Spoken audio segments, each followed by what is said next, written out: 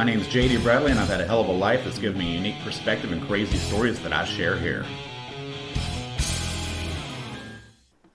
My name is Jason Daniel Bradley, and I've had a different kind of life. I was born into abject poverty and abandoned by my mother as an infant and was subsequently horribly abused both emotionally and physically throughout my childhood.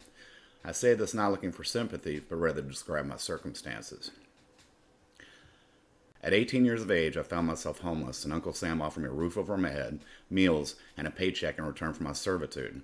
It seemed like a good deal at the time, but my 4 years in the Army were brutal, and by the time I finished my enlistment, I was a habitually violent man for well over 2 decades. At one point, a Veterans Administration psychiatrist diagnosed me as a quasi-psychopath with a readjustment disorder.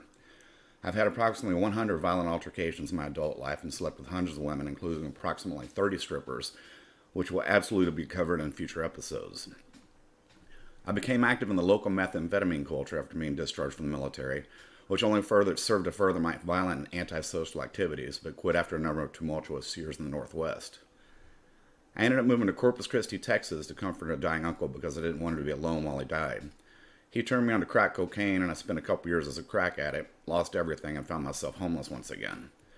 During my stay in a rehabilitation facility in 2001, I managed to get my shit together and landed a very good job that also paid for my education. To this day, I'm a jet engine mechanic. I'm also an author and small-time landlord. Writing has been very cathartic for me, and I write incessantly. Lots of it is on display at jdbradley.com if you're interested, and I have books available on Amazon.